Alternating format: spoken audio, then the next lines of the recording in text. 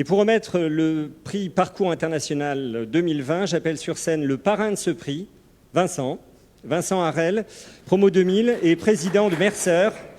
À noter qu'il s'investit également depuis longtemps, mais ça on l'a dit tout à l'heure, puisqu'il est également administrateur du réseau. Alors, promo 1993, Guillaume Le Quinf, un breton, CEO Nestlé, Nespresso SA. Bravo.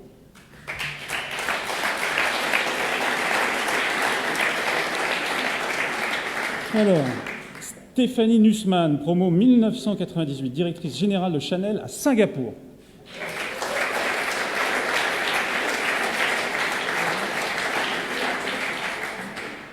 David Salio, promo 1998, directeur général Lactalis Pulvia Iberia.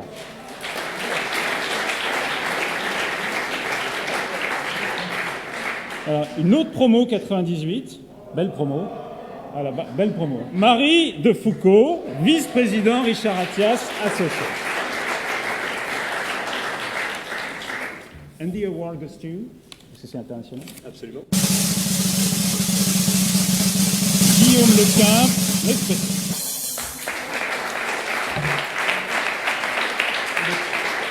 Alors, il est en Suisse?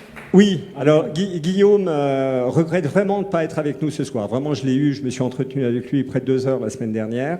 Mais il a quand même tenu à nous faire part nous adresser un petit message. Parler de moi, je voudrais juste remercier tout le monde parce que quand j'ai reçu ton premier mail me parlant de cet award qui était totalement imprévu, j'étais à la fois touché, honoré. Donc je voulais juste remercier les gens qui, à un moment donné, soit avaient droppé mon nom dans cet award, dans ce process. Pour ce qui concerne mon parcours, peut-être ma présentation, je suis donc breton et fier de l'être. Depuis, donc, ouais, tu rappelais que j'étais un diplômé depuis 93, qui me donne un petit coup de vieux, là. Mais en tout cas, il s'est passé tellement de choses depuis donc 93 où j'ai commencé par un parcours assez improbable où je suis parti en finance un peu par accident parce que j'ai trouvé une copée en Roumanie où là je crois que je pourrais écrire un livre sur ces 2 années complètement folles. Je suis revenu dans un parcours beaucoup plus classique après la Roumanie où je suis rentré chez Mazars. J'ai fait de l'audit comme pas mal de gens, pas mal d'entre vous, j'imagine. Sur ce, je suis rentré maintenant il y a 22 ans chez Nestlé Waters, à l'époque Perrier Vittel. Donc, je suis rentré dans les eaux, en finance. Et puis de la finance, je suis passé, de Perrier et la finance, je suis passé au café, au marketing et développement durable, il y a maintenant 12 ans, donc chez Nespresso. Très intéressant.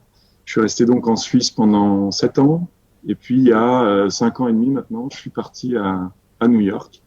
Je voulais aller vivre une fois dans ma vie à New York quand j'avais 10 ans. Et donc, je viens de passer 5 ans à New York à m'occuper du business de Nespresso aux États-Unis. Ça s'est plutôt bien passé. Et donc, au terme de ces 5 ans, on m'a suggéré que peut-être je pourrais revenir en Suisse pour prendre le rôle de CEO global de Nespresso, chose que j'ai donc démarré en janvier cette année, dans un contexte assez chaotique, on va dire, parce que j'ai l'impression d'être dans un mode crise depuis 6 mois, mais assez passionnant. On apprend tous les jours. Qu'est-ce que t'as apporté réellement l'ESCA?